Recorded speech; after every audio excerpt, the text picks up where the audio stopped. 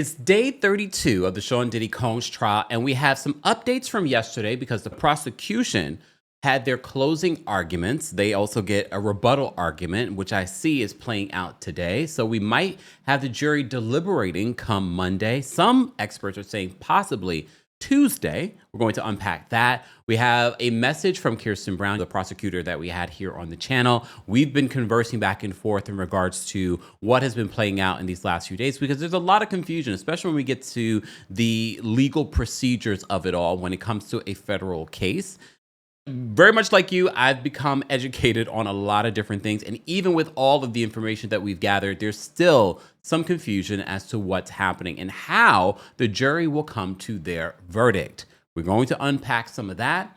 And of course, we will be talking about day 32. The defense has their closing arguments today. How did they do? Well, we have your summary for you.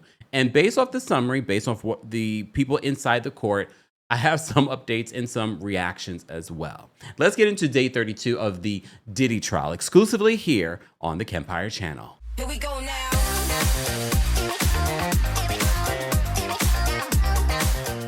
Welcome back to the Kempire channel, your #1 source for pop culture news and music, entertainment, reality TV, and so much more. As always, be sure to like this video, subscribe to the channel, and hit that notification bell so you never miss out on breaking news when we go live or when we upload. Don't forget, you can also hear our Diddy trial updates along with extended versions and other exclusive content on the Kempire podcast. Subscribe today and become a Club Kempire member. That is our paid Apple subscription, where I will share more details, tea, extended versions. It really is a kitchen table talk, whatever you want to call it. It's an opportunity for you to hear extra content there, along with my White Lotus recast, The Handmaid's Tale. I talk about And Just Like That, which I have not watched yet, so stay tuned. Okay. All right, let's get into day 32. But before we get into day 32, I want to talk a little bit about day 31. One of the things that I asked myself yesterday was whether or not the entire family was there. According to journalist Mona Abdi, who's been inside the court, and homegirl has been going there super early just so that she could be inside the court, she revealed that his daughters were there yesterday. Because remember I said to you, I didn't see any footage of the daughters going in and out, but it could have been I just missed it. Normally I get to see when the family has been showing up. What she noted was, first of all, Diddy had a lot of the family, all of his kids were there. His mother has been there on the daily. She noted that Justin has really been there. Of the brothers have been going consistently, but she says that Justin has been the most consistent showing up in court. Not every single day, but definitely every single week he is there. Okay, I feel like he's there every single day, but all these days have come together. The other thing that we talked about yesterday was the fact that they were reporting that Diddy's energy was a little different yesterday. Remember, we talked about that and how they said that he seemed a little, they didn't say distraught. I can't remember the word that they said or used yesterday. Just go back to the video we did yesterday. And I said, well, that's one's perception. But when multiple journalists, including Mona, saying that, yeah, his energy was very different. She's been in the court every single day. So she's seen his energy. She's seen how involved he was in the case. She said yesterday, Diddy's energy was very different. He was very far from the table. He was looking at the jury a lot. Even though he's been accused of looking at the jury, remember they had to admonish him, the judge admonished him via his attorneys about interacting with the jury. He's not allowed to do that. And everyone has been reporting that his energy yesterday was very different than what it's been. Some speculate that maybe it's starting to come to realization that the life that he's created for himself, from nothing to a billionaire to now not a billionaire and now an inmate at the Metropolitan Detention Center in Brooklyn, it has to be something in your brain like, what if they come back and they say that I'm guilty? What if? Well, it'll be interesting to see what his energy is like today, but that was his energy yesterday. So apparently his daughters were there.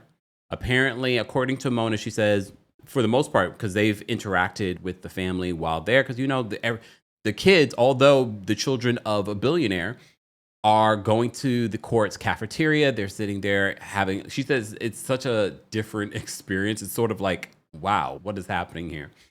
But it's interesting to see their energy. She says for the most part, they seem to be upbeat.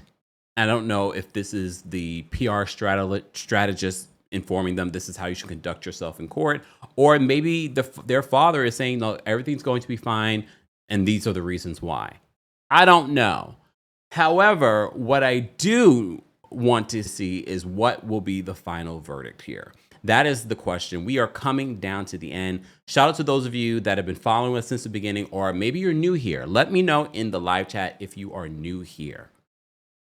This has been a incredible journey of learning more about this federal case, learning about the law. Shout out to Kirsten Brown for being here. And really, I feel like, and I don't know if you guys, I keep telling you to go back and watch those 2 videos that I did with Kirsten. We were looking for legal experts to come here on the channel. It was really great to get a prosecutor's viewpoint from this. And because it really does make you look at the case differently. And I get it. A lot of us are laymen looking at this case, and based on what we know so far, it does feel like, oh, could he walk?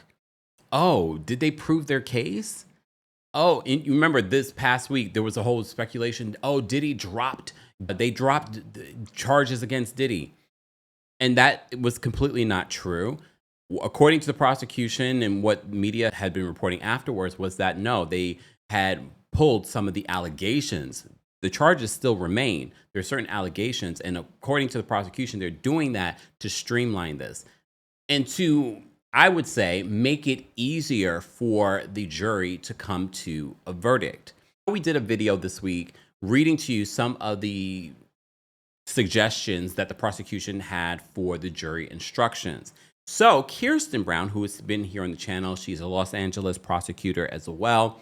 She highlighted something that we read yesterday that I didn't even think about. And you remember I had a problem even saying the word unanimity.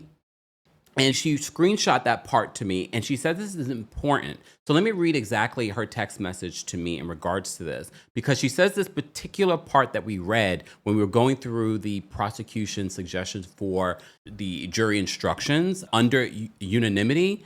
She says it's important. So let me just read for you part of what she sent me in the text message. I've been getting up to speed and found that no one was reporting about the specific instructions except you. Well, because we read through all of them. She says, I found the answer to an important question I had in the document you sent me. She says, if this instruction was included, that's if, because remember, what I read to you guys were the proposed jury instructions. So it's important to note, this is not saying, because we have not seen the final instructions that will be given to the jury. But she says, if this instruction was included, and this was under unanimity, go back to the video that we did yesterday. Okay, I'll just read it to you again. So to remind you, because I know some of you are like, I don't want to go back. It's okay. I understand you're lazy. I'm playing. No, I think it's just easier for us to do it. So let me just read to you this particular portion that the prosecution wanted included in the jury instructions. They said the government objects to the unanimity instructions for the S trafficking and Mann Act offenses. The government has been unable to find a single first S trafficking and Mann Act case where an unanimity instruction was given, and are concerned that the language as drafted will introduce error into the charge.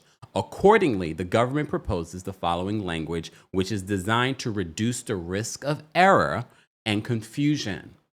They want to make it easy for the jury because it's already going to be a difficult task. It's already a very specific case. I told you Sonny Hostin, who's a former prosecutor, said that she has never seen a case like this either.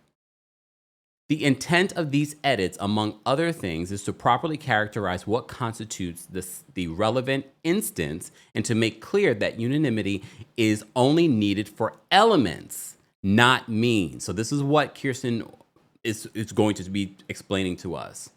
And then they cite case law here, all right? Affirming an instruction to the jury to convict. It did not need to conclude unanimously as to how Corley violated, and then they cite the different citation there, specifically whether he either harbored, participated in a venture that harbored minor victims, because harboring and participating in ventures to harbor are alternative means of committing the offense. I understand a lot of you are like, I don't understand. We're going to get there. So they say that holding that the 10 different acts in which a person may engage to commit the offense of trafficking of a minor, in particular, recruits, entices, harbors, transports, provides, obtains, advertises, maintains, patronizes, or solicits by any means, are means, not elements. Pay attention, follow me, because this is going to be important. And then they highlight the counts 2 and 4 proposed instruction, and then counts 3 and 4 proposed instruction. But let me just remind you or read to you what Kirsten says here. She says, if this instruction was included, because remember, these were proposed. I have not seen the final instructions for the jury yet. She says, if this instruction was included, it's huge for the prosecution. This is what Kirsten meant in the last video that we did. She said there are certain things in this case or that's not being reported on. Remember, Kirsten said there aren't a lot of people that are talking about this case are even mentioning this particular instruction. Because if it is included, it could be critical to the prosecution's case. So this is why people will end up, if depending on the verdict, will be like, I don't understand how they got there. They did not prove it. Free Diddy, blah, blah, blah. This is why jury selection is important and jury instructions are important. So I'm going to read this again to you. If this instruction was included, this is from Kirsten. If this instruction was included, it's huge for the prosecution. In short, it means the jurors have to unanimously agree that there was a racketeering conspiracy, but they do not have to agree on the predicates. That's important. Each juror can have their own opinion about what 2 or more acts they're considering. This is so much easier than having to get all 12 jurors to agree on the predicates, a very tall order. I think we touched on this in one of our combos. We did, Kirsten. We definitely talked about this. Most reporting is that the prosecution argument was very good, albeit boring. Yeah. It was also almost 5 hours of closing arguments. She says, without having heard defense arguments, this is today, she sent me this last night, my gut tells me split verdict. For example, convicting on the Cassie count, but acquitting on the Jane count. Remember the pseudonym that was used for victim number 4? On the Jane count. She says, I think defense will argue witnesses/victims aren't credible. But if you do believe them, there was consent. But if you don't believe them, there was consent. Diddy did not violate federal law. Curious if they concede trafficking as a strategy, then go all in on the RICO counts. She says, last point for now, very interesting. The prosecution framed the Intercontinental Hotel beating as trafficking since Cassie was trying to leave a freak off, but was forced to go back. Remember, we talked about that. That's why it's important to go back and listen to when we read through the prosecution's possible jury instructions. Again, these were proposed jury instructions that we were reading. So she says, last point for now, very interesting. The prosecution framed the Intercontinental Hotel beating as a trafficking since Cassie was trying to leave a freak off, but was forced to go back. She said, that's a great use of powerful evidence. Something for us to consider as we get into day 32 and the defense's closing arguments. Again, we're going to bring Kirsten back. I'm going to figure out a day very soon so we can bring her back because there's a lot developing and I think we need her expertise. But speaking of experts, as you know, here on our channel, we always are citing our sources. I want to get into what our friends over at Law and Crime. Be sure to subscribe to the channel. I will also post the video in the description so that you guys can go watch the video. Sometimes you want to hear something again, and I will be stopping and going because I will have reactions, but I shout out to them because they had a few different lawyers from different backgrounds. Some are defense lawyers, trial attorneys, and things like that. It's interesting to hear their perspectives on today's closing arguments from the defense. But before we get to that, reminder, don't forget to like today's video. And if you're listening to this, don't forget to give us a 5-star review on Apple Podcasts and on Spotify. Don't forget on Spotify, you can also engage with us in their comment options. I've been loving engaging with you guys in the comments on Spotify. Our Spotify community is growing. Also, The Kempire After Dark, The Villain Era is coming to a city near you. We'll be in Philadelphia on July 10th. That's less than 2 weeks away now. There's a summer sale this week. It ends on Sunday. Spread the word. If you already got your tickets and you know someone else that wants to come, and you don't have to be in Philly to come to the show.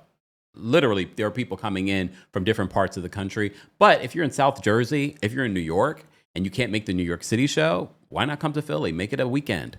Just saying. But there's a summer sale this week only for City Winery in Philadelphia. Go get your tickets today if you want. And there's also meet and greet tickets available. Then we're coming to Atlanta on August 5th. Then we're back in DC on August 22nd. Then here in New York City on September 12th. It's a night of hot topics. We will definitely, this Philadelphia show, be talking about Real Housewives of Miami. I got something for you, Julia. We'll be talking about the Diddler, because by then we probably will have we will have a verdict by then in regards to it. So we will definitely be talking about that. We got to talk about Tyler Perry. There's so much, but who knows? Every show is so different because it depends on what's happening at that time. So what we talk about in Atlanta or Philly or DC won't be what we talk about come September here in New York City. New York City has a live stream option. So even if you're coming to any of the shows, or maybe you're not, and I'm not coming to your city or your country, this is your opportunity to experience the Kempire After Dark, the Villain Era show. So be sure to get the live stream ticket for New York City. That is now available. Check out the link tree for all the ticket information. So let's get into what our friends over at Law and Crime had to say when it comes to the Diddy trial and the closing arguments that were happening. This is Combs attorney Mark Agnifilo. Sidebar, I did speed it up a little bit just so that we're able to get through it a little bit quicker. The trial, from the evidence, what is it? It's personal use drugs. That's all it is. That and swingers, a lifestyle, but the prosecutors have charged one of the most serious statutes on the books. They call threesomes and drugs as RICO. How compelling of an argument is it that Sean Combs, he's got an interesting lifestyle. It's not one that a lot of people maybe on the jury would condone, but it's not illegal, and it's certainly not the type of lifestyle that you would charge a gang leader or a mob leader with. Well, I said earlier, I think that the defenses would need to paint this prosecution of being overzealous, and they went above and beyond, and trying to say that Mr. Combs was The other thing we have to keep in mind, although I've been listening and reading about the defense's closing arguments today, and they don't feel strong, but we have to keep in mind the defense's closing arguments don't have to be that strong. The weight of evidence doesn't have to be on the defense. All they need to do is turn one juror on their side.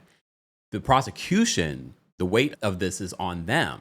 The burden of proof is on them. When it comes to getting a unanimous decision, that is the only way that they're going to get guilty for Sean Diddy Combs, is by getting every single juror, all 12 jurors, on their side. Boss, that his sexual deviant lifestyle equated to sex trafficking and racketeering. So I think that's what they're doing here. He's saying, look, the prosecution saying that because he had consensual sex with women in different states, that amounted to sex trafficking and this being racketeering. I think that's what the defense has to do. They need to say that the prosecution here has it out for Mr. Combs, and they're trying to convince this jury that just because he does these things consensually, that equates to this being a crime, one of the most serious crimes that's on the books, and his life is on the line if he's sentenced. And then another line here, William, I'll have you react to. Mark Agnifilo says, Sean Combs is a self-made black entrepreneur. He has built real businesses that are so outstanding that others create partnerships with them. We heard that from Derek Ferguson. It is hard to be Sean Combs. How many witnesses said they were moved? And I think back to there was kind of just an interesting thing I kept picking up, even in some of the lesser known witnesses in this trial. George Kaplan was an assistant who said that he had to clean up after some of these freak-offs. But still, after all of that, you have people who would, at the end of the day, when the defense would cross-examine them, they would say they still had some sort of admiration or complicated relationship with Sean Combs. How do those non-sexual relationships factor into the argument the defense is trying to make? Well, look, we all know that Mr. Combs is a self-made man. He has been very, very successful, not just in music, but in all these other businesses that he has. I mean, there's no way around that. And it's important for the defense to highlight that, right? Because one of the things you want to do in your closing argument, especially if your client doesn't testify, and especially if you don't call any witnesses on your client's behalf, is you want to humanize your client. And you want to remind the jury that this isn't just some guy off the street. This is an individual who has done very, very, very well in life. And I think that's what those witnesses were referring to. And it cuts both ways, because we also know that as part of the RICO, the sex trafficking, there is this idea of coercion and intimidation. So it does cut both ways. But I think it's incumbent upon defense counsel to do their best to humanize Sean Combs, especially in light of the prosecution's closing argument.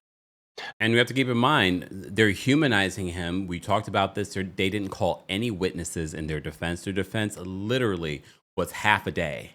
They didn't call any witnesses. Diddy said he was not going to take the stand. That is normal. A lot of times in these types of cases, if the defendant does not take the stand, although Diddy's lawyer, Mark Agnifilo, who I was actually surprised was doing the closing arguments. Again, I'm not familiar with Mark. Yes, he's represented some very questionable people. Usually that happens when you're a defense attorney. So I don't really know his presentation, but based off of us reading transcripts over these last few weeks, I didn't think that he would be the one to close, but he might be a strong closer. Some good questions coming in from our chat. We really appreciate it. Keep them coming. We'll make sure that we'll have our panel answer them as we're live on the air following Sean Combs' defense team's closing arguments. This is from Steph Frank, 1, 2, 3, 4. Aaliyah, could the jurors not be paying attention if they have already made their minds up? This is something that we've talked about before. This is a lot. The jury instructions are very interesting. You want people to be able to pay attention. You want people to know what they're doing. Hence why the judge got rid of jury number 6, because he can't control that the rest of the jury will be paying attention or have the skills to make sure that they're following directions. But jury number 6 showed us that he did not. You can't tell us clearly where you live.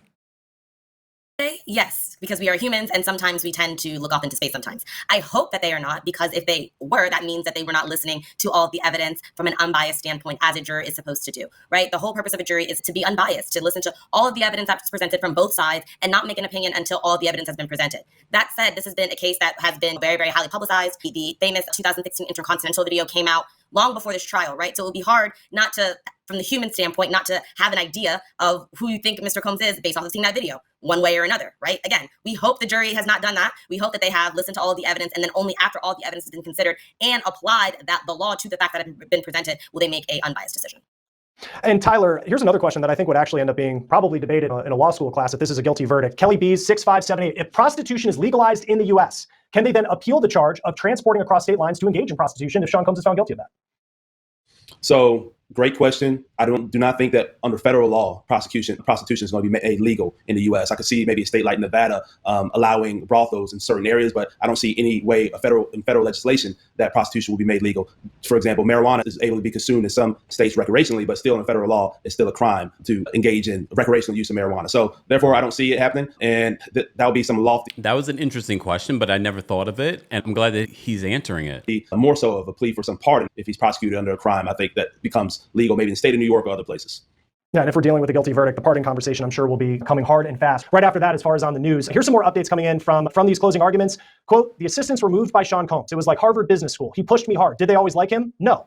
Let's not even go there. Did they like him? No. But they loved him, even the ones who are suing him. Mia, I'm not going to call her Mia because that's not her name. I'm going to call her the witness who testified as Mia. Remember Derek Ferguson from the Bronx? That would be a question that I would want to ask Kirsten, because now they want to take away from the pseudonym Mia. What is the strategy there to not dehumanize, but I definitely think that's very specific why they're doing that. He said, there were not many hiring people like me from the Bronx. There's something more to these businesses. Sometimes the real things in life are hard. No one remembers the easy days. These people grew. It was real. It was diversity. These days, DEI, Combs was doing it at 24. William, what's your Not DEI being brought up, but okay. reaction to some of the lines that we're hearing from and the approach that Diddy's team apparently is taking? Again, it's an effort to humanize Combs. It's an effort to remind the jurors of everything that he's accomplished in his life. It may be an opportunity to reach out to some of the younger jurors and essentially say, this gentleman, this superstar, isn't, again, just some random criminal. And perhaps, just perhaps, the government is picking on him because of his success and because of his success as a black man. I mean, race does factor into these things. Race is something that has come up during the course of this trial. We had the issue. And we know that was part of their legal angle. The defense was to say that this is just the Southern District of New York coming after a black man. With a juror that was dismissed, and race is live. Race is a live issue, and every single thing that goes on in this courtroom is important to the jurors. And to point out, as the defense counsel did, that Sean was involved in DEI before DEI was a thing, that's reminding them of where Combs came from, what he's done, and what he's accomplished. And I think it's important to do that. Now, whether or not that holds sway at the end of the day is a different story entirely, but at this point, in the very beginning of defense counsel's closing argument, again, it's important to humanize who their client is and remind the jurors of everything he's done prior to being charged with these crimes. Ali, another great question coming in from Benoit 4. And mind you, us as a community, and I don't think the prosecution is going to do this, we could also talk about, yes, he came from nothing, and yes, he gave opportunities to people, but there are a lot of rumors, and there's a lot of history of Diddy stealing, allegedly, I'll say, from his artists. There is a trail of bad boy artists that don't like Diddy and feel like Diddy stole from them. 904. Your second question, we really appreciate you dropping those into the chat. If Diddy's found guilty and sentenced to 10 to 25 years, is there a chance he could be released before serving the full sentence?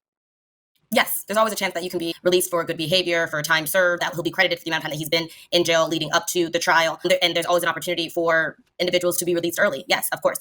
And the other option too, if he doesn't get convicted on the larger charges like RICO, which you face like life in jail, there's also the transportation of S workers, a charge that he's facing that have less time, which I think it's like 5 years, 5 to 10 years or something like that. Don't quote me on that.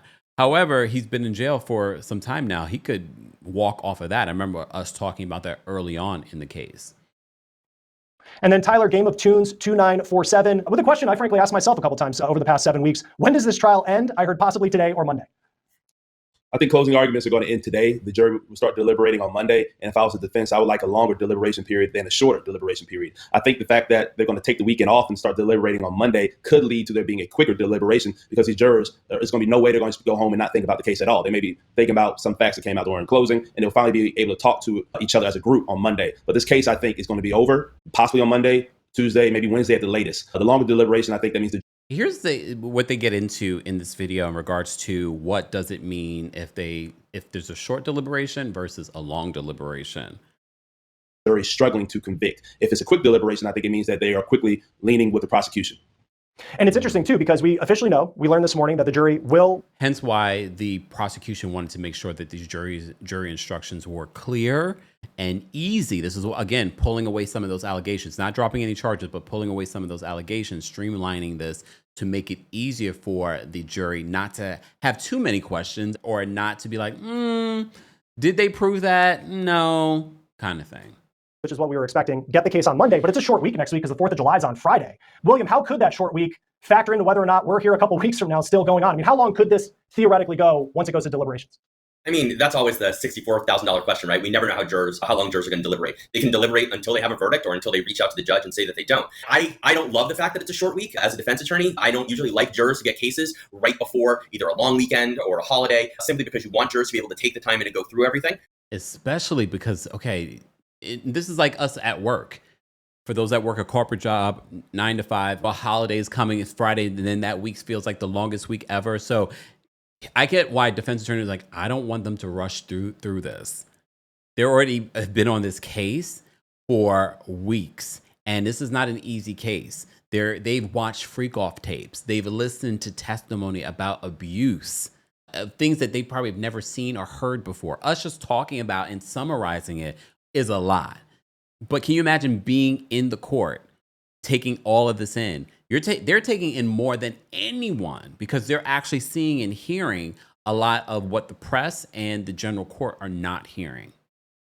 So I don't love the fact that it's going into the holiday week as a defense attorney. I think that jurors may, unfortunately, rush a little bit in order to not have to come back after the long holiday weekend. Realistically, I don't know that the jurors get the case on Monday. I think it's more likely they get it on Tuesday. I'm not sure that the jury instructions are going to be that quick. I think that today is almost entirely going to be made up of defense closing argument. And then, of course, don't forget the prosecution. And I would have to agree with him in regards to this is William Coram. He's a criminal defense attorney, because there's the other part of this. Yes, the defense might wrap up today, but the prosecution has their opportunity for a rebuttal.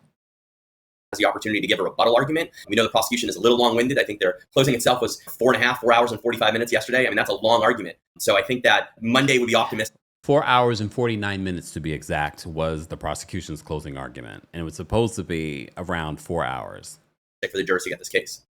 Before I get to a couple more of the questions that are coming in fast, which we appreciate, update again from the courtroom. Mark Ignifilo says, the prosecutors call his business racketeering. That's the fake trial. What happens? He gets arrested. They destroy his property. They have an SRT, special response team. They're clandestine. Can't follow with a camera. Rampant. They ran.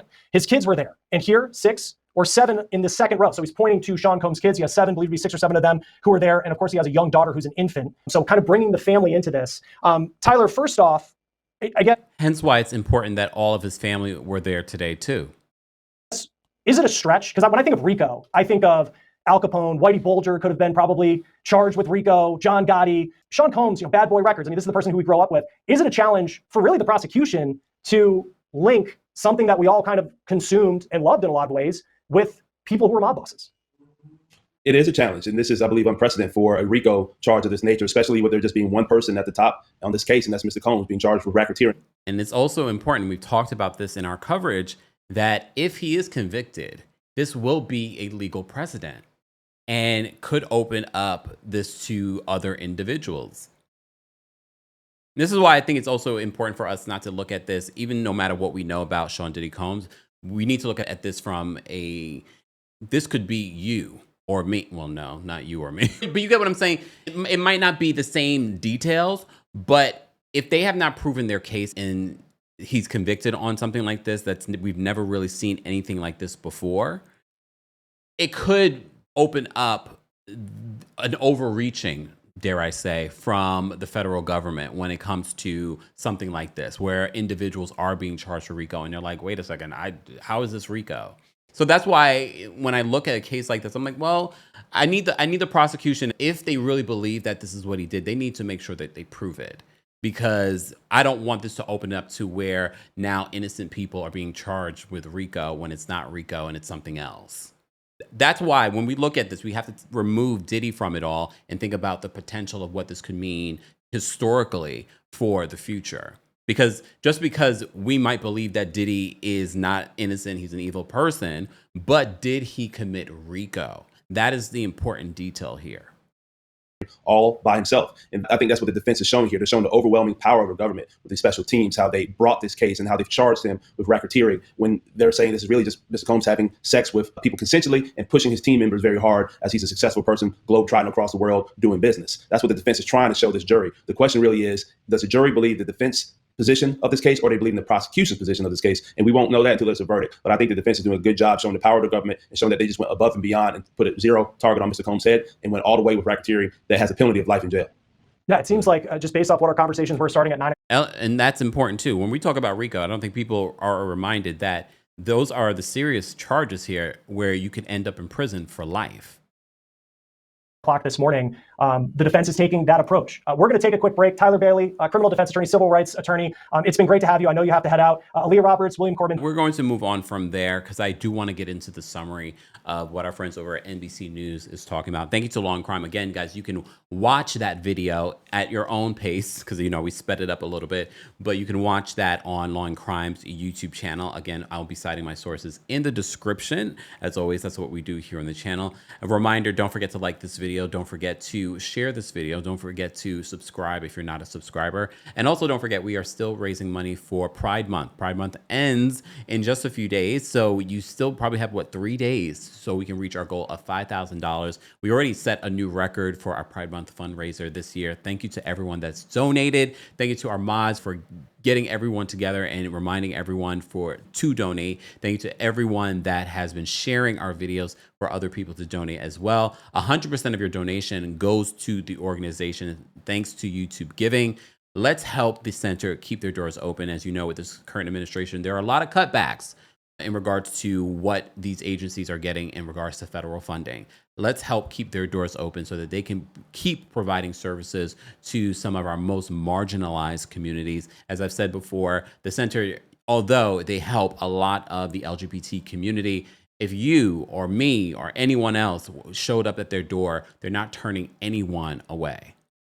So donate today if you can. I appreciate it. We still only have a couple more days, and I think we could definitely reach $5,000 here for our Pride Month fundraiser. Again, thank you to everyone that's already donated. Let's get back to day 32 of the Sean Diddy Combs trial.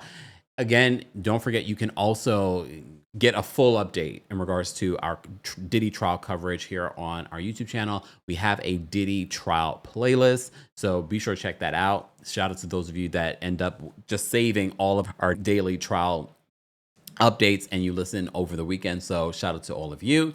Let's get into what NBC News is reporting in regards to today's defense, because I think these summaries are important, again, because we would be here for like hours and hours if we literally went through the transcript. But I like the fact that they're giving us a summary, and then more than likely once the jury deliberates and they come to a verdict, we will go live. I think that will be important for us to go live and hear all of your reactions to what's been playing out when it comes to this court case and what this could mean for the future or Diddy's future. All right. So according to NBC News, the defense gets to summarize its case today. They said defense lawyer Mark Agnifilo has said that he hopes to complete his closing arguments in about 3 hours. As a comparison, the government had expected to wrap it up, its summation, in 4 hours before Assistant U.S. Attorney Christy Slavic eventually took 4 hours and 49 minutes. Once the defense is through, U.S. District Court Judge Aaron Subramanian could have up to 2 hours of instructions for jurors before they can start discussing evidence. So this is why you saw the attorney said that I don't see them starting to deliberate come Monday, probably Tuesday. So they should set up the panel to begin its deliberations late this afternoon or fresh Monday morning. I'm thinking fresh Monday morning. The judge has really been good about the mental health and the physical health of the jury. He's been very good about making sure that we do not, we do not tire them in regards to this. Already, it's a lot of information. And it doesn't benefit Diddy in having a fair trial where the jury is anticipating the weekend or anticipating a holiday. So they said this should set up the panel to begin its deliberations late this afternoon or fresh Monday morning. It looks like it will be Monday morning. Next week is a short one with the court not in session on July 4th. There's also been a lot of holidays in between, and then there's a juror that had vertigo, so they had to cancel that particular day. So Mark Agnifilo will deliver closing arguments for the defense from 9 a.m. and it should last 3 hours. That will be followed by the government's rebuttal given by Maureen Comey, which should last an hour. And we've heard that Maureen Comey, she sort of has a very, very blank demeanor. Like, it doesn't seem like anything bothers her, which is perfect for a prosecutor, I think. Which should last about an hour. Her rebuttal should last about an hour. Finally, the judge will deliver the jury charge in regards to their instructions. The U.S. District Judge Aaron Subramanian gavelled court into session today in what figures to be the final pre-deliberation morning of this trial. Combs entered the courtroom, gave his family a wave, a heart signal, then a thumbs up. And as I told you before from the footage I saw today, his daughters are in the court today. I saw Mona Abdi, who is a journalist covering this case. She's also an extra reporter, said that she was going to go in very early today because yesterday the court was full. And it's first come, first serve when it comes to the main courtroom. And she's been in the courtroom and you get a different experience when you're actually in the room. Agnifilo paced around the lectern and tested his microphone to see how far he could walk from it and still be heard by the court reporter. Okay, so they were testing the mic. A final push for Combs commences. Agnifilo began to address the jurors in a final push to convince them that Combs is not guilty of running a criminal enterprise aimed at satisfying his sexual desires. Agnifilo accused prosecutors of putting his client on trial for his lifestyle and not a real crime.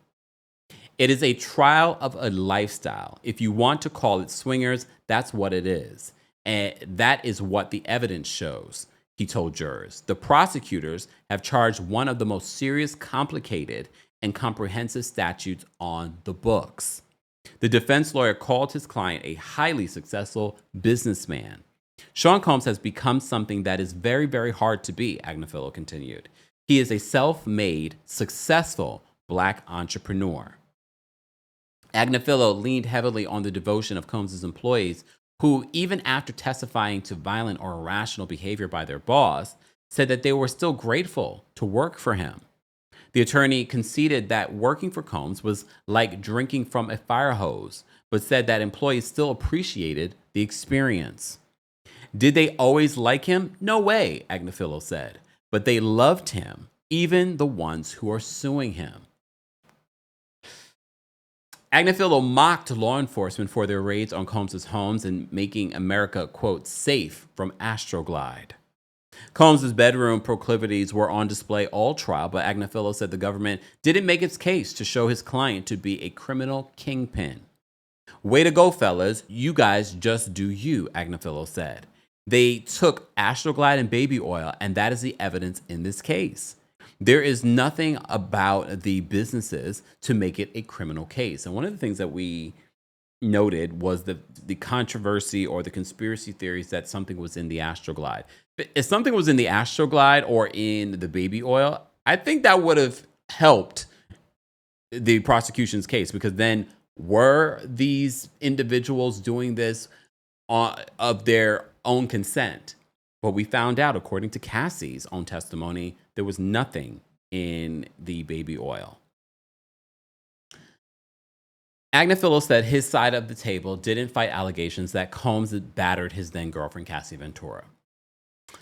We own the domestic violence. I hope you guys know what the attorney said. But Agnifilo urged jurors to remember the charges facing Combs. He did not do the things he's charged with, racketeering or trafficking, the attorney said. He didn't kidnap anyone or obstruct justice. He's going to fight to the death to defend himself against what he didn't do. I don't know if I can believe that he did not kidnap anyone. This is why it's important for the prosecution to understand what kidnapping is, very much like what Kirsten said in her text message to me, basing on, you see in the video, Cassie trying to leave from what we now know was a freak off. She's trying to leave. We see Diddy battering her in that hotel hallway, dragging her back to a freak off. She wanted to leave. They said he did not do the things that he's charged with, racketeering or trafficking. He didn't kidnap anyone or obstruct justice. He's going to fight to the death to defend himself against what he didn't do. That is a quote. Combs and Ventura were, quote, a great modern love story. Agnifilo said, despite the stomach-churning violence that marked so much of it. It's complicated, but they are truly in love with each other, and that is what defines their relationship, the lawyer said. It is based on love. Ventura eventually left the relationship because she always had the freedom to do so, according to Combs' defense. If racketeering conspiracy had an opposite, it would be their relationship, Agnifilo said. If racketeering conspiracy had an opposite, it would be their relationship. This is what he said. That's an exact quote. Again, this is what the defense has to do. They have to paint the picture that what he's being charged with is not what happened here in this relationship or relationships. Moments after conceding his client savagely beat Ventura, Agnifilo called her a gangster. That sounds a little racist, but okay. Despite all that, Ventura, hence why I said I'm surprised that we're not seeing Xavier Donaldson be the one do the closing argument. But again, Xavier might feel like he's not a strong closer. He's better doing cross-examination. I don't know. But okay. Despite all that Ventura suffered, Agnifilo said that she wasn't defenseless. He says, I'm not going to be judgy, but she played him good.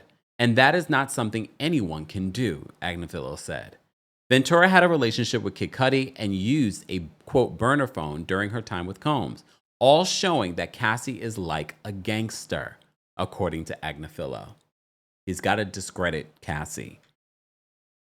Agnifilo has been speaking for a little bit more than an hour now, and Combs appears to be fully engaged. The defendant was sitting up close to the defense table, unlike yesterday, because remember, we reported to you that he was very far from the defense table, which, according to insiders that have been in the court, his demeanor was very different yesterday. The defendant was sitting up close to the defense table next to the attorneys Brian Steele and Alexander Shapiro. His energy and attention looked to be much higher than during yesterday's 5 hours of prosecution's closing arguments, according to NBC News. Combs denies he tossed a Molotov cocktail into Kid Cudi's Porsche, destroying it in 2012. Agnifilo insisted that if his client had a beef with the rapper Scott Muscudi, it would have led to a one-on-one brawl. Okay. Now, let's talk about this nonsense with the Porsche, Agnifilo said. There is no evidence he had anything to do with the Porsche. Nothing. I will say, based off of the testimony, I don't know if we could say that convinced the jury that Diddy had anything to do with it. But look, I could assume he did because he threatened it. But okay, but again, I don't know how that will land with the jury. So they continue. They said the defense said that the claims that Cassie Ventura was kidnapped and held in the London hotel in Los Angeles are false. On May 14th, Ventura had testified about an incident in January of 2009 when Combs beat her after an event in Los Angeles in an SUV and stomped on her face. She's lucky to be alive, if we're going to be honest. When they got back to Combs' home and he saw her, what would he have done if he had really taken her life? He would have be in jail. Unless he maneuvered that in another way, I don't know. When they got back to Combs' home and he saw her face was bleeding and swollen, he had his security take her to the London Hotel in Los Angeles. She testified that she wanted to stay at Combs' home to recover, but wasn't allowed to and was taken to the hotel where she stayed for about a week. Combs' attorneys argued that she went to the hotel for her own good, as they didn't want anything in the press. The defense argued that it's not kidnapping when you want to go to the house of the guy you're charging with kidnapping.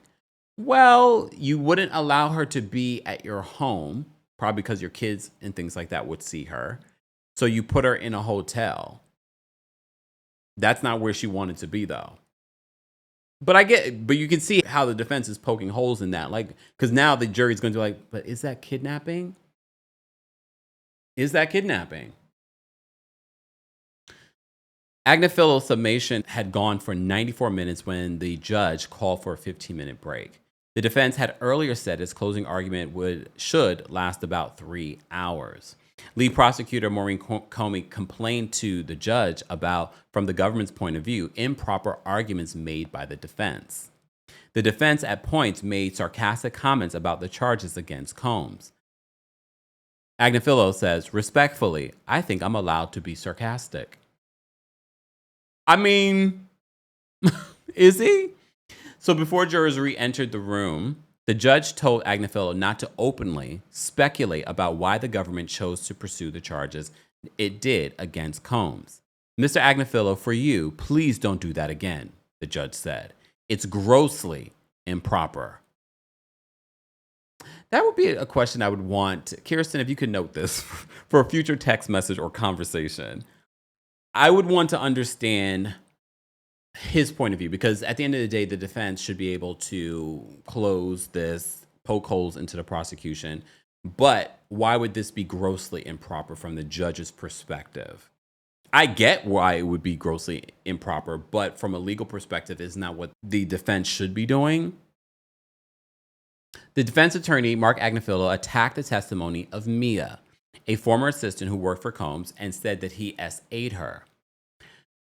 This is where love and money come together. Mia loved working with Sean Combs. She loved the work she did. Forced labor is when you want to be out there as soon as possible, he said. So he's now talking about the forced labor allegations. Agnifilo went back to an online post Mia made wishing Combs a happy 45th birthday and sharing admiring words. There was not any unwanted sexual contact between Sean Combs and Mia. It was platonic love and admiration. Instagram postings, wonderful pictures and slogans, and prosecutors said that was a part of her job.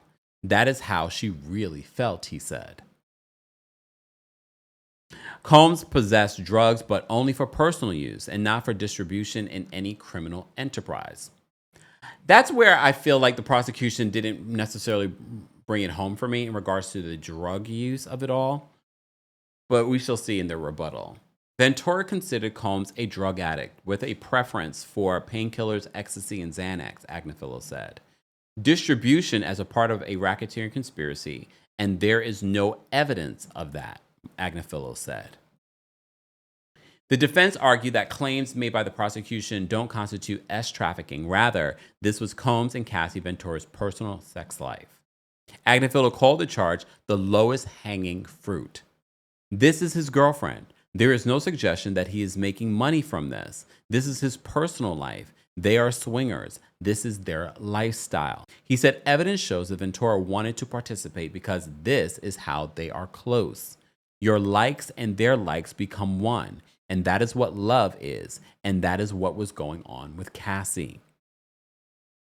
In the defense's ongoing effort to paint Ventura as a tough woman who couldn't have been a victim of Combs, Agnifilo said that she had all the confidence to date the handsome Michael B. Jordan. I know Michael B. Jordan is probably somewhere like, how I get in this?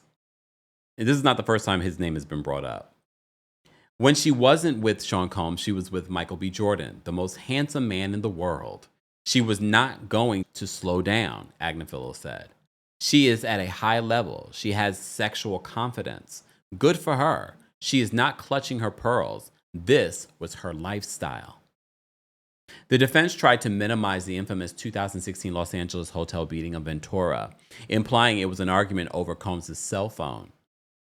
Agnifilo showed how at one point of footage, Ventura was carrying 2 bags in her left hand and something in her right hand, while Combs was pursuing empty-handed. Moments later in footage, Combs has a phone in his right hand. Agnifilo's implication was that Combs had confronted Ventura to get his phone back from her. He confronted her by beating her and then seemingly dragging her back. Okay. Agnifilo disputed Cassie Ventura's claim that she was AR'd by Combs in September of 2018 after they broke up, the attorney argued. He says, I suggest to you, maybe it didn't happen. Agnifilo cited a September 27th text where Cassie said, I had a lot of fun with you, thank you. And I told myself I didn't want anything to happen. While they were together, she got a FaceTime call from her current husband. The defense proposed that she lied to her current husband because she was caught ignoring his call and said that she was raped by Combs. I can see how they're poking holes into her testimony. Judge Subramanian sent the jurors out for lunch, asking them to return to the court before 1:45 p.m. Agnifilo had been arguing now for 2 hours and 45 minutes and probably has another hour to go, he said. Comey said her rebuttal will take about 90 minutes. Subramanian said that he hopes to charge the jurors at about 4 p.m. and have them ready to deliberate on Monday morning. So court gets back in session and the jury will be charged first thing on Monday morning, the judge said. So he changed it.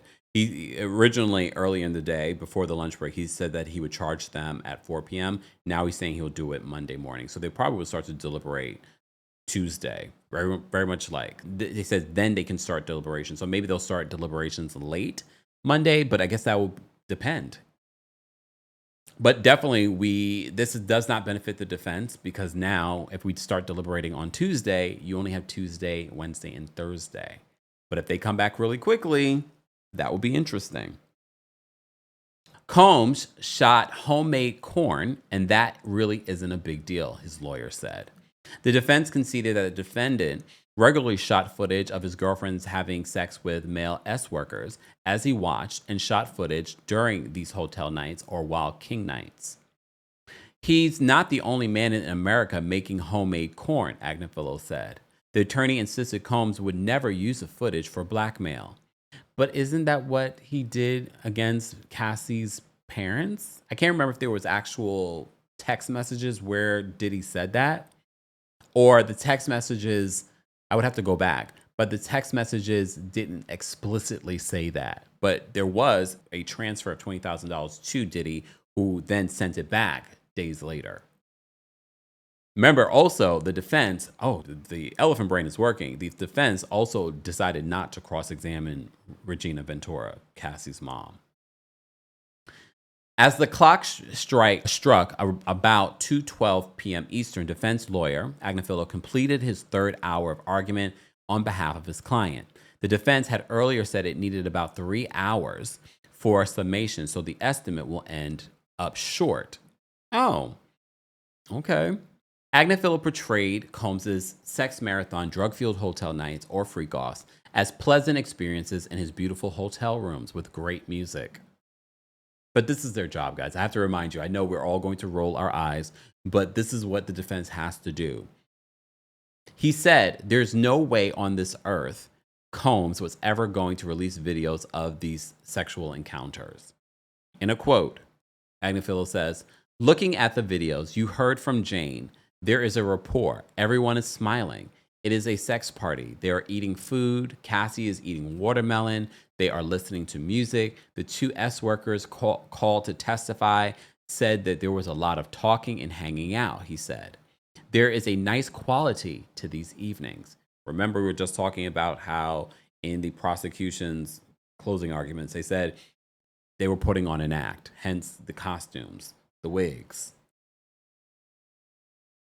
Agnifilo said that in January 2024, Combs and Jane were not seeing each other. At some point, they were in Vegas having sex, and Anton, a corn star Jane reached out to for freak-offs, was there. She says, "I showed my friends. It sounds like spring break," Agnifilo told jurors. It was the defense's effort to portray the freak-offs as consensual. Agnifilo further insinuated that Jane and Anton had a sexual relationship outside of the freak-offs with Combs, and Combs didn't know about it. Agnifilo hammered on, saying that there were holes in her testimony, and that on occasions when she got violent with Combs, it was likely because she was, quote, getting what she wanted and needed from a financial standpoint. She had previously testified that Combs paid her rent and was currently paying her rent. I don't think Jane's testimony was as strong as Cassie's, to be honest with you. And she was up there a lot longer than Cassie. She was up there for 6 days. Cassie was up there for 4. Cassie probably would have been up there longer if she wasn't pregnant. Despite Combs' frequent hiring of men from S worker services, that shouldn't be viewed as a sexual act, his defense said. "No one ever said, 'Hi, I'm a male S worker,' Agnifilo said. There was not evidence of that. When Combs asked a S worker agency for a discount based on all he'd spent on previous hires, the company pointed out he was paying for time," Agnifilo added. Well, because they can't, at least definitely not admit to a crime via text. So we read through that and we're like, yeah, they can't admit that they're paying for sexual behavior. Evidence of firearms possession was introduced to do nothing more than smear Combs, his lawyer argued. You brought out a big, nasty, scary GUN to scare you. For what purpose, Agnifilo said? To make you think he's a bad person. Agnifilo said that the government should have had a better accounting for which weapons were found if there were an important element of the case. That can't possibly be true. Was that them doing their best? He said. That can be reflected on how much you trust them. Okay. Agnifilo wrapped up his presentation imploring jurors to set his client free. In a quote, "You should feel courage to call it as you see it, and I'm asking you to summon the courage and do the right thing," he said. "I'm asking you to acquit Sean Combs of all the counts. He is not a racketeer. He sits there innocent, so return him to his family who has been waiting for him." And then I'm sure he probably turned to the family. That's all there in attendance. Agnifilo spoke for 4 hours and 3 minutes compared to the assistant U.S. attorney, Christy Slavic, whose summation lasted 4 hours and 49 minutes. But remember, Agnifilo said that it would take him 3 hours. But I'm glad that he was up there for more than 3 hours because they had no witnesses. I will say, based off this summary, they did a good job in regards to poking continued doubts in the jury's mind. But again, the burden of proof is on the prosecution, and they have the last word in this case. So following an afternoon break, the judge reminded the jurors that they're not to be concerned about who the prosecution has not charged in this case, because that comes up. In his defense closing, Agnifilo questioned why others were not targeted for prosecution other than Combs. So the judge is telling the jury, you should not be worried about that. When we talk about, a lot of us have been saying, why wasn't she charged? Would that have strengthened the prosecution's case? Maybe, maybe not. Why weren't bodyguards testifying or charged? So the judge says, following the afternoon break, Judge Submarani reminded jurors they're not to be concerned about who the prosecution has not charged in this case. In his defense closing, Agnifilo questioned why others were not targeted for prosecution other than Combs. The judge said arguing that Combs is the target of a selective prosecution was not appropriate. That would be something that I would want maybe further explanation from Kirsten. Kirsten, if you're seeing this, if you could take a note. If you could take a note. Because that would be interesting. The defense offered nothing more than lies and excuse after excuse for Combs. Inexcusable behavior, the lead prosecutor, Comey, said as she began her rebuttal closing arguments. Make no mistake, this trial was how, in Sean Combs' world, no was never an option, she told jurors. Sean Combs did not take no for an answer, not from employees and certainly not from his girlfriends. Comey mocked the defense for arguing that Combs' frequent hire of male S workers was just for their time and not at all related to sex work. It doesn't pass the laugh test. Common sense tells you that he did not pay them for their scintillating conversation, the lead prosecutor said in her rebuttal argument. It was for sex. So Comey mocked the defense for arguing Combs' frequent hire of male S workers. As I said before, she said it was for sex. She says, even if there was not a spoken or written agreement for sex, the intent was clear, according to Comey. What matters in the law is what was on Sean Combs' mind when they crossed state lines, she said. Sean Combs intended to pay them for sex when he transported them. When they collect their paycheck, they are getting paid for the work they have done. Again, I'm going to cite those two interviews that I did with Kirsten Brown because she talks about this. She talks about in the part 2 of our conversation, she talks about the rebuttal and how to drive this home with the jury. Capricorn Clark, a former aide to Combs, was taken against her will to confront Kid Cudi in what amounted to a kidnapping, Comey said. Because remember, Capricorn Clark, I don't know if they're leaning away from what happened to Capricorn Clark when she was working for Diddy in the early years, and she was brought to this empty office building and subjected to multiple lie detector tests for 5 days straight because they believed that she may have taken jewelry from Diddy. I would consider that kidnapping as well, but I'm not sure if they decided if that was one of the allegations that they decided to remove. But they're citing like that wasn't the only time. They're talking about the night with the whole Kid Cudi of it all. The prosecutor said that it was laughable to believe defense's assertions that she was there willingly to help with the break-in. Combs wanted to confront Kid Cudi with a GUN, according to the prosecution.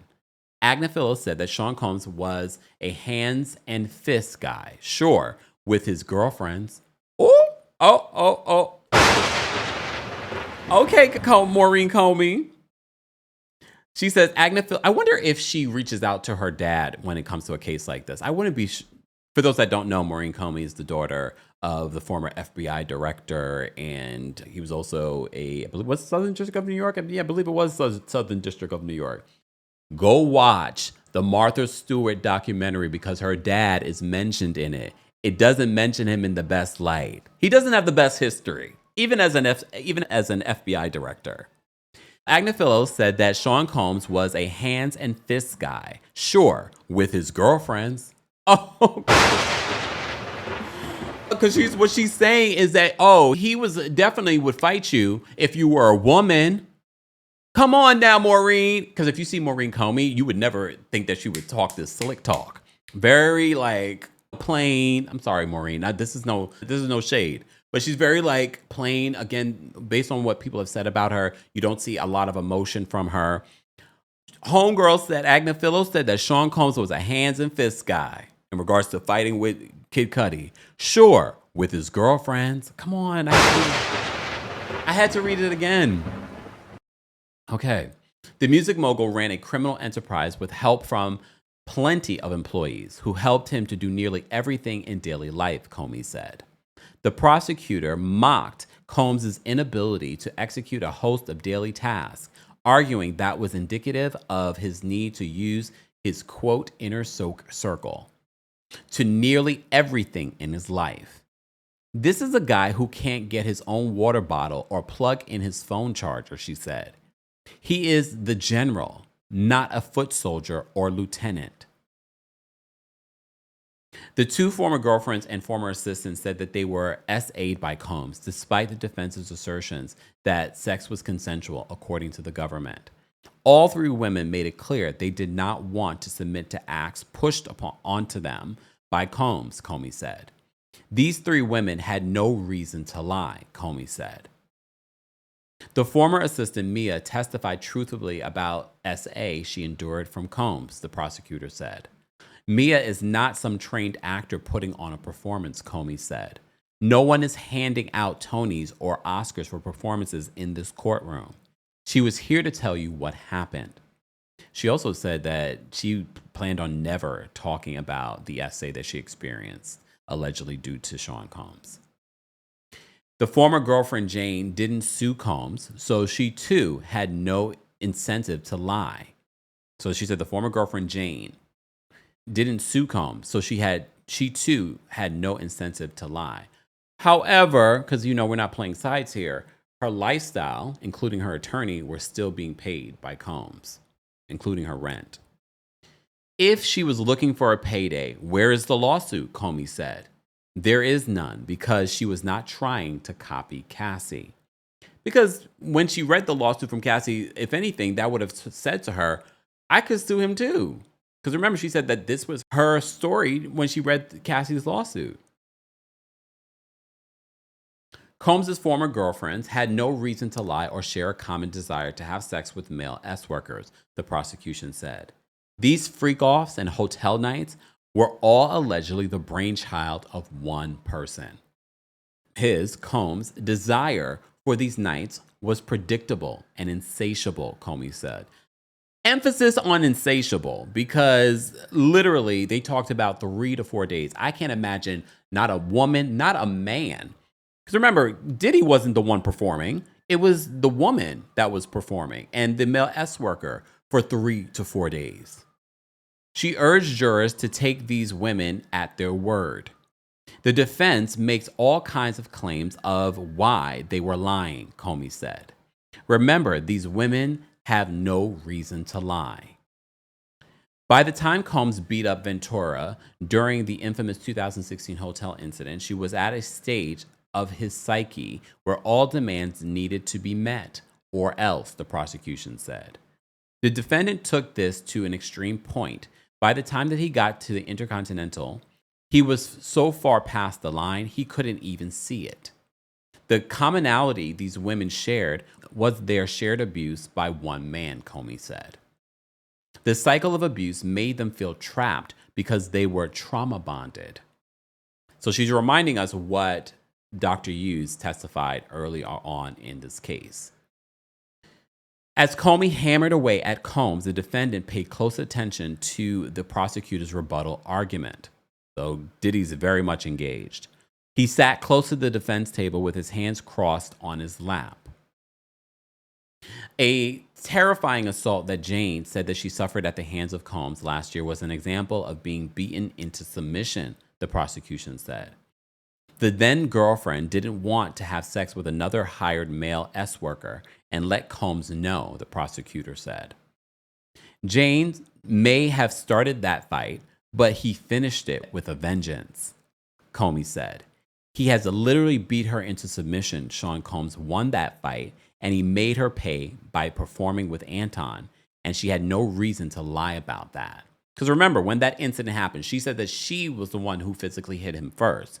But then it went on to this huge blow up between them to the point where she says that she ended up leaving the home for a couple of hours, going back, he was still there. And then she alleges that she was forced to sleep, to be partake in another hotel night, a freak off with these male S-workers. I think it's important for me to note some of what you may have forgotten. The clock has run out for Combs, a prosecutor said, as she urged jurors to finally hold the music mogul accountable. The defendant thought that he was above the law for the past 20 years, Comey told jurors. He got away with crime after crime without consequences. So I'm going to keep my fourth wall in. We froze. It is what it is. At least the audio is still here. Just for a reminder, for those that have been following this case since the beginning, there was a day that I was doing one of my summaries for you, and I recorded like an hour and 15 minutes, and then I looked and I was like, does that say muted? And I had read transcripts and things like that as well.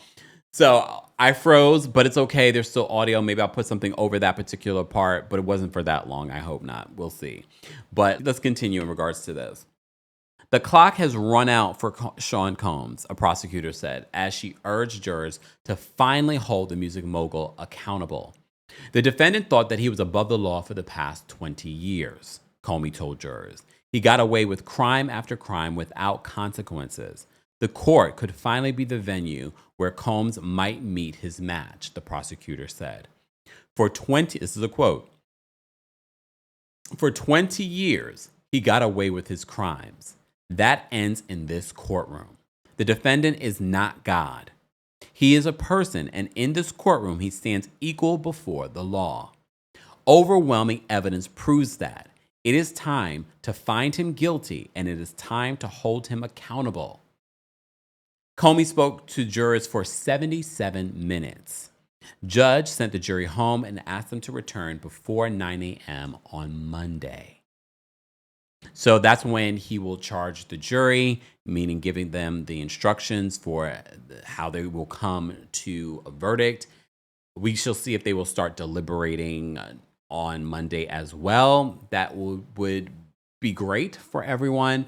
I will keep you posted in regards to this case. You never know if you're not following us when we might go live. Definitely when it comes to the verdict, we will have to go live. I will have to make sure that I am free next week when it comes to the verdict. Hopefully we will have a verdict by next week before July 4th. I know this has been a grueling case for a lot of people. Shout out again to the content creators, the bloggers, the journalists, the lawyers. Shout out to Inner City Press, Law and Crime.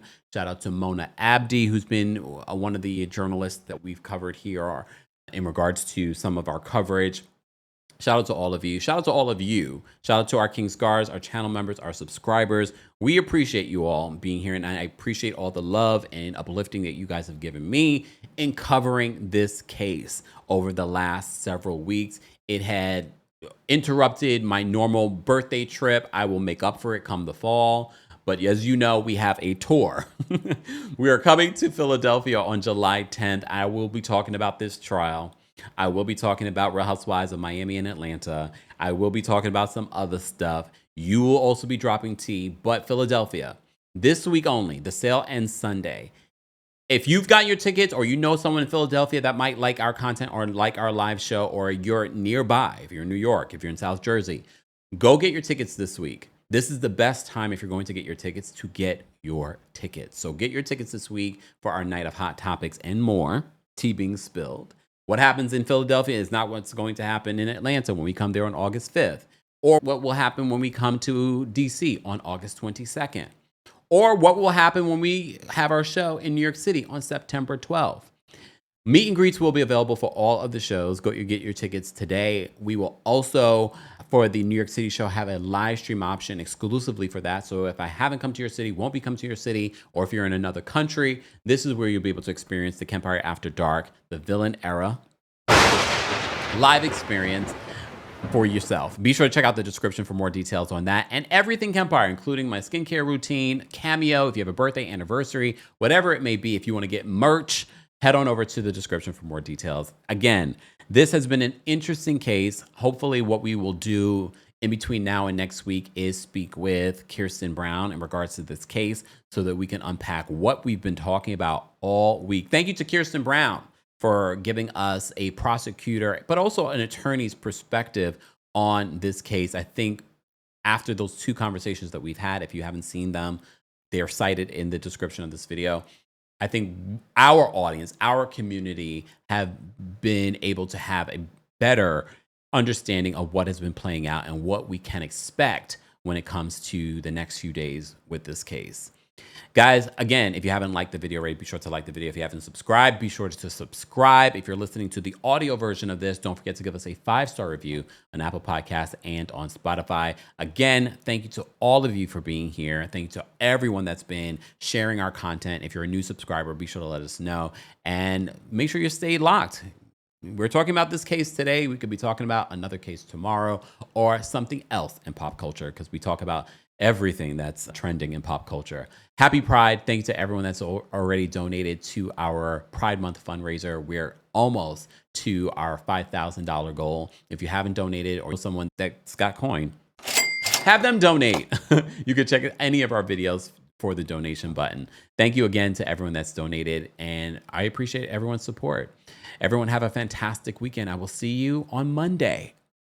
Well, on Monday when it comes to Diddy, but you're always getting content here.